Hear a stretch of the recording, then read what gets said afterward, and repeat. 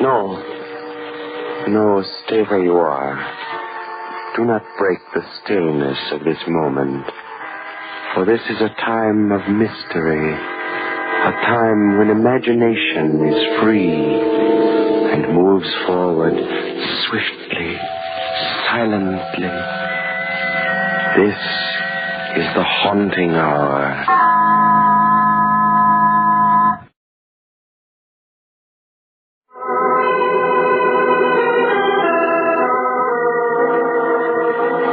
Remember Hugo Carteret? Why, of course you do. The brilliant criminologist and charming gentleman who had such a wonderful flair for solving crimes, which carried a hint of the macabre and savored of the supernatural. He died back in the 20s, and they say that everybody from the 400 of Park Avenue to the 400,000 of the Bowery and Hell's Kitchen came to his funeral. Anyway, Hugo Carteret left his memoirs, and the very first chapter deals with an infamous crime, which in June of the year 1922 threw all of New York City into an uproar of horror. Such was the case of the Lonesome Corpse.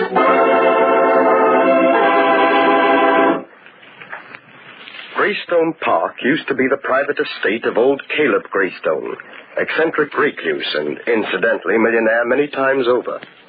When Caleb died, he willed the estate to the city of New York. The city fathers, properly grateful, promptly converted the estate into a park. It was public in that it was open to the public, but it had a private look, because a 15-foot wall of polished stone completely surrounded it. One day, back in June of 22, a big car drove up to the only entrance. In the back seat of the limousine was William Marsden, wealthy lawyer and executor of the Greystone estate, and he had come to inspect the ground.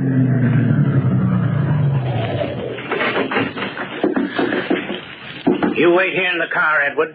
Yes, Mr. Marsden. Will you be long, sir? I don't think that's any of your business. I pay you to chauffeur me around, not to ask me questions. Yes. I was only bringing up the fact that it's getting dark, and you said you had to be at the plaza by 9. I'm perfectly able to take care of my own business, Edward. I'll mind mine and you mind yours. You wait here in the car till I'm through in the park. Understand? Yes, Mr. Marsden.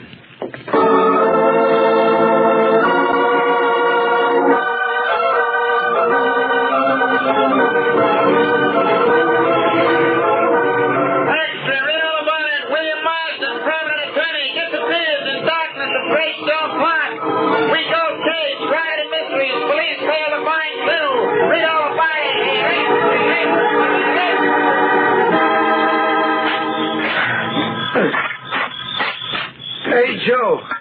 Yeah? How do you suppose that big shot lawyer Marston disappeared? Think his chauffeur had something to do with it? I don't know, Tom. I don't get it. He tells his chauffeur to wait, walks into this here park, and never comes out. Chauffeur hears a scream inside the park, and that's all. You're scared too easy, Tom. Ain't that nice. Just broke my shovel. Well, I have to go over to the tool house and get another one. But, Joe, the tool house is way over the other end of the park. So what? It's getting dark. It ain't healthy to be in this place after dark. Let's knock off, Joe. We can finish digging these flower beds tomorrow. If we knock off, we'll both be looking for a new gardener job tomorrow. Andrew, the superintendent, told us to finish up tonight, and that's what we got to do. Look, Joe, don't leave me. I got an idea there's something running around this park we don't know nothing about. When I think of that lawyer Marston, So, you seen ghosts now, huh, Tom? Well, there ain't no ghost or nothing else that can scare Joe Donetti. You wait for me here. If you see a boogeyman, well, just offer him a drink and ask him to stick around, huh?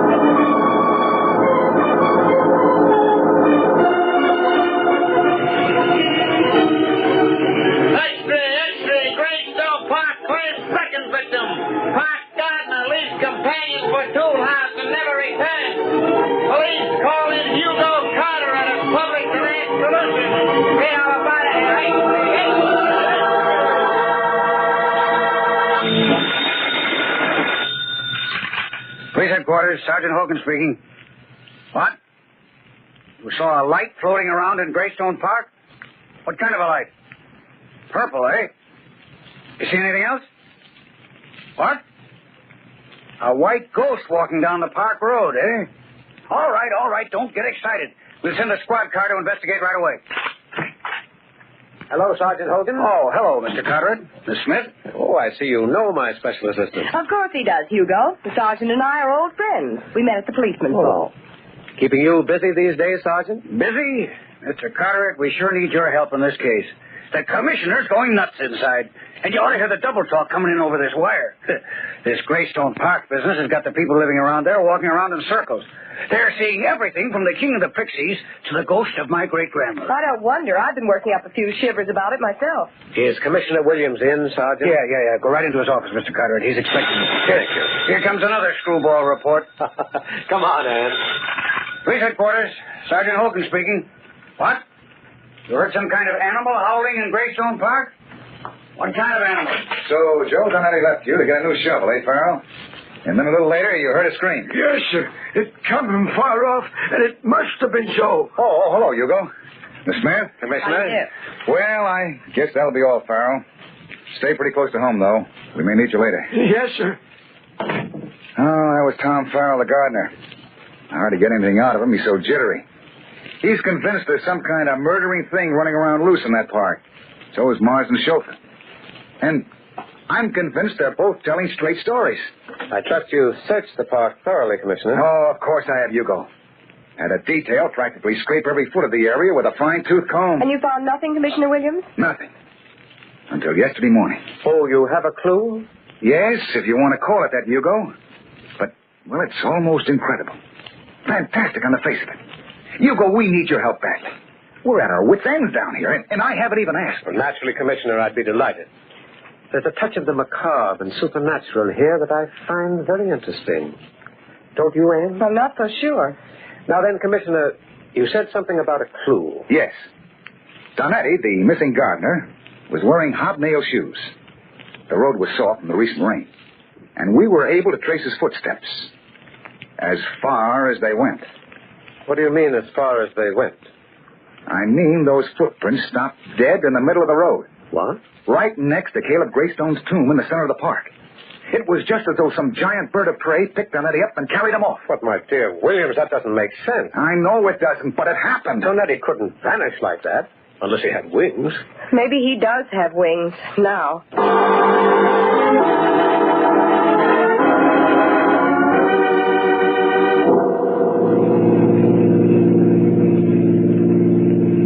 You know, Anne, I can't get those footprints out of my mind. They interest me. They scare me.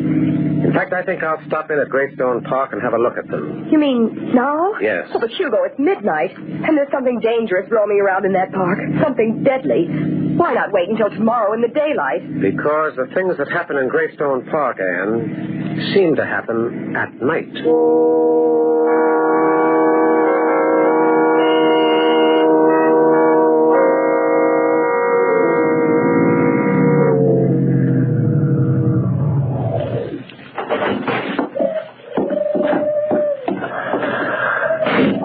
Well, here we are. Yes. Peaceful, serene Greystone Park. The place that people just hate to leave. You should have let me drop you at your apartment, Anne. This is no place for a girl. Oh, no, Mr. Carteret. I'm going right with you. Well, here's the gate. It's the only entrance or exit. Let's try it. There. Neatly locked with a heavy iron chain and padlock. The police want to keep people out, and I think it's a wonderful idea. Either that or they want to keep something in. The thing in this park couldn't be stopped by chains or padlocks. Well, they're not going to stop us either. Here, Anne, I'll boost you up to the top of this stone wall and climb up myself. Come on. There you are. How's the view up there? Oh, lovely. Now then, Mr. Carteret, let's see what kind of a second-story man you are. I haven't done this since I was a boy. This wall is higher than it looks. You all right, Anne? Just dandy. Well, now, I'll drop down and then catch you. All right, Anne. Just let yourself go. All right, but don't miss. There you are. Listen, what was that?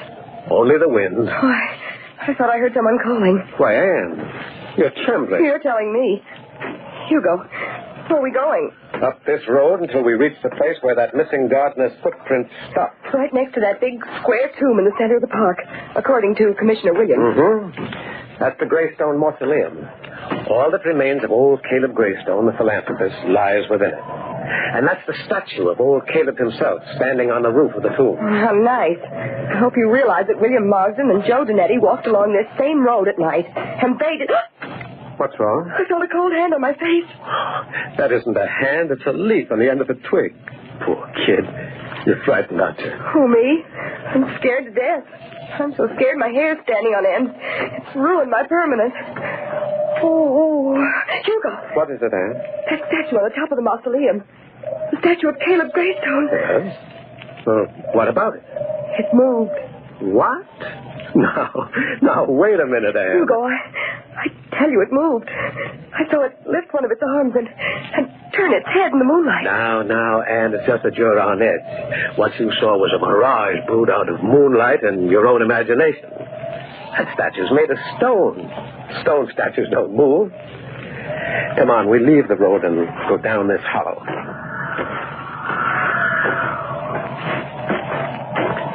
Well, here we are. Here's the tomb. And here's Donetti's footprints, just as the commissioner said. They're pretty faint, but... Wait a minute. What is it, Hugo? Look up at that statue of Caleb Greystone. Up there on the mausoleum roof.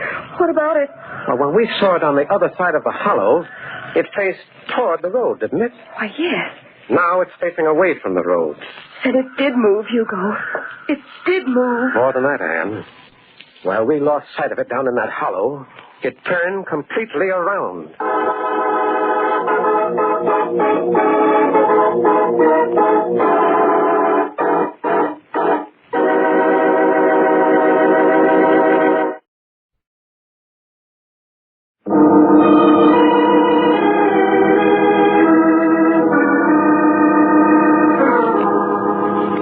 The strange phenomenon of the restless statue intrigued Hugo Carter at no end. Like a hound after his quarry, he scrambled to the roof of the mausoleum and made a thorough examination of both the statue and the roof in the moonlight. He reported his findings to Police Commissioner Williams, and the next morning, in the light of day, they revisited the scene. You two up there better be careful. That roof's slippery. Oh, we'll be all right, Anne. Here, Commissioner. Watch what happens when I grasp this statue.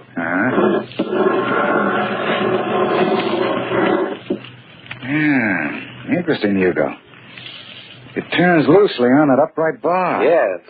And I've no doubt that old Caleb Greystone is turning down below in his tomb at this sacrilege we're committing on his image. You know what, Commissioner? What? This statue isn't marble through and through. It's merely a marble surface on a light aluminum base. A man could lift it right off this support and walk off with it over his shoulder. Yes, he could. Well, not that it proves anything. But these scratches on this polished stone roof, May, almost looks as though they led to the door of the crypt on the other end of the roof. It's hard to tell. I tried the door of the crypt last night. It was locked. Yeah, it's still locked. Hey, it's a massive tomb. Big enough to take care of 20 dead millionaires. Yes, you'd think old Caleb Greystone would be pretty lonely down there. And his condition to be lonely anywhere. Well, Hugo, where do we go from here?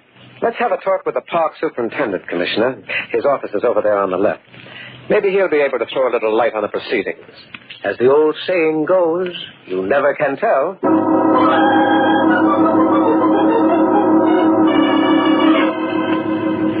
Mr. Andrews, this is Hugo Carter, the criminologist, and his special assistant, Miss Smith. Howdy do. Andrews, how do you do? Oh, yes, I've heard of you.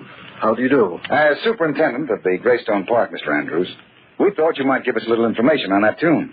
Always glad to help the police, Commissioner Williams. Thank you. Now then, has that statue of Caleb Greystone always faced the road? Why, yes, as far as I know. It doesn't now, Mr. Andrews. You can see for yourself through the window. Why, bless my soul, you're right, Mr. Carter. Now, how do you suppose that happened? That's what we hope to find out. Interesting idea to build a statue of yourself and put it on your own mausoleum. Mr. Greystone had it made in memory of himself as a reminder to the public that he had converted his private estate into a park for their benefit. Mm-hmm. Somewhat of an egotist, huh? And from what the newspaper files say, eccentric. They practically accused old Caleb of dealing in black magic and selling his soul to the devil. Well, I understand the whole family was rather peculiar, Mr. Andrews. Well, yes, I suppose it's true. There were all sorts of rumors. Old Caleb was the eldest son, and he hated the rest of his family. Cheated them out of the family fortune, they say. It's said that he drove his own brother Arthur into poverty. Yes, I remember the case. Arthur Greystone disappeared. Bureau of Missing Persons never did locate him. Mr. Andrews, that mausoleum out there is a pretty massive affair. Is old Caleb the only one buried there? Yes. As I said, he hated the rest of the family. He specified in his will that only he was to be buried there. That wasn't very hospitable of him. So old Caleb has that whole place all to himself, huh?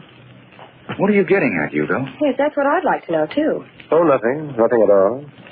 It's just that these cases of abnormal psychology interest me. Yes, Commissioner, they interest me no end.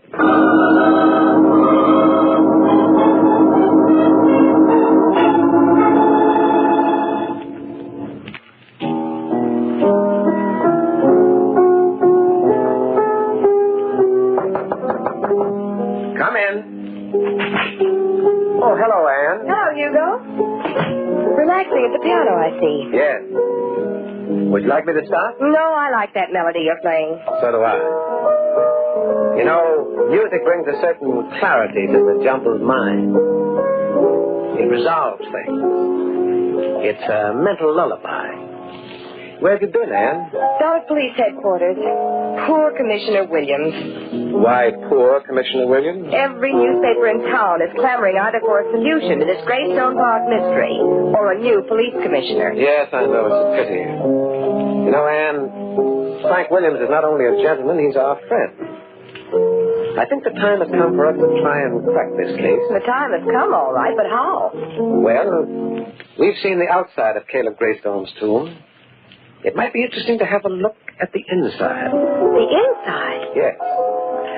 I've got an idea that's where our solution lies. But how are you going to get in? That door of the crypt on the roof is locked tight.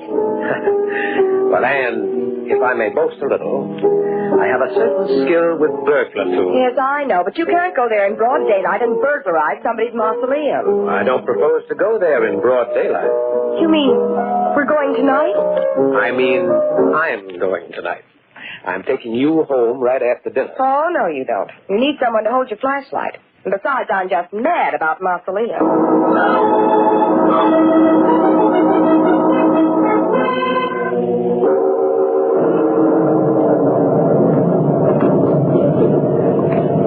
Lovely evening. And outside of this storm, it's just as black. Oh, look out, Anne. This stone roof is slippery. Careful now. The door of the crypt is right over here.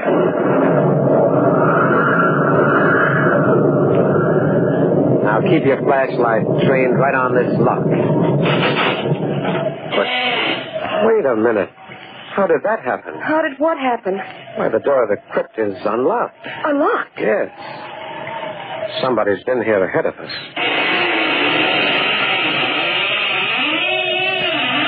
Oh, dear. It's awfully dark down there.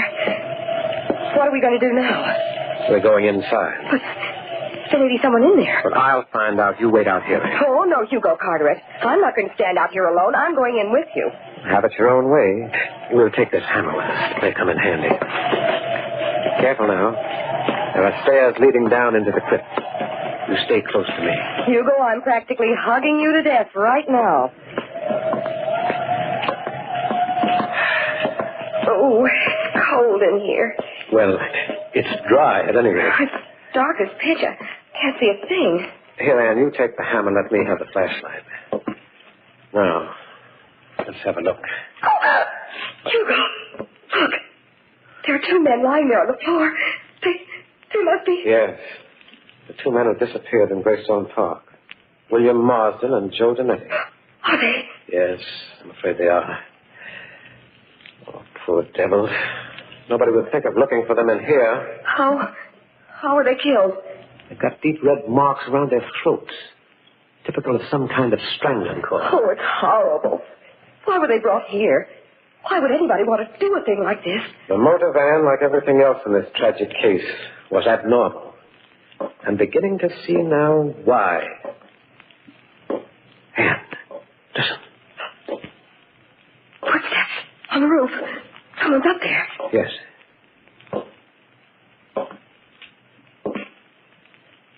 Stopped by the quick door. Hugo, do you think it's the restless statue? Perhaps. I do know it's the killer. And he's coming down the steps. Put out that flashlight and flatten yourself against the wall.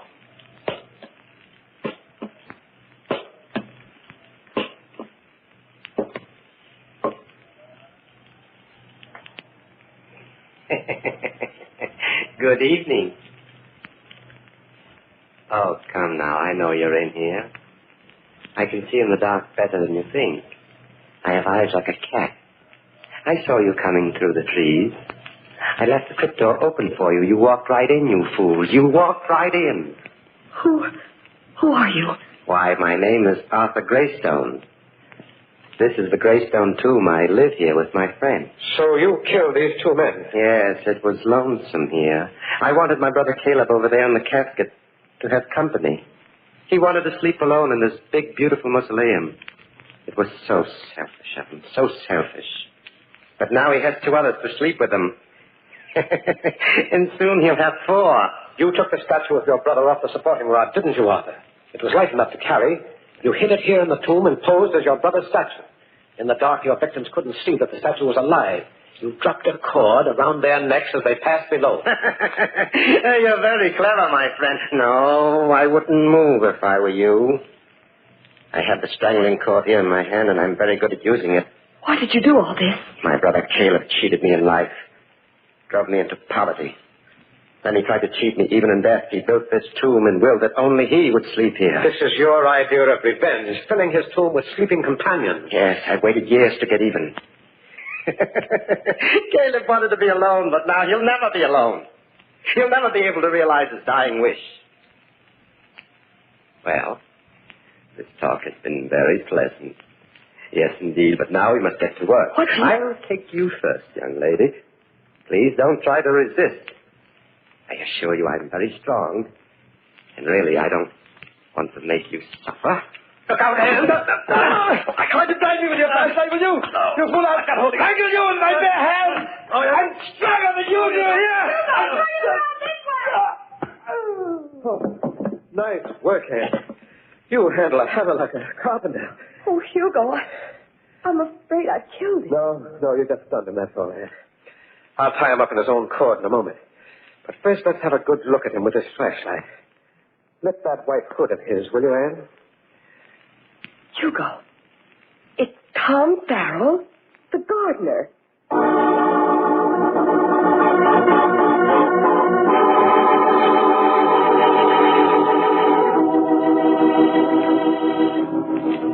And so ended the case of the Lonesome Corpse, and another chapter in the memoirs of Hugo Carteret. Arthur Greystone had disappeared, only to reappear close to his brother's mausoleum as Tom Farrell, the gardener, a convenient alias. And the city of New York breathed a certain relief when this murderer, obsessed and poisoned by his macabre idea of revenge, finally went to the chair.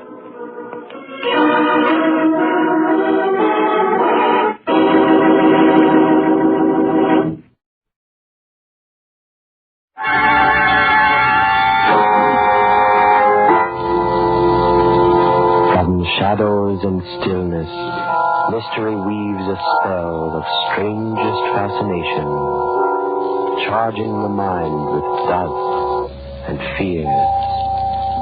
For mystery is a strange companion, a living memory. In the haunting hour.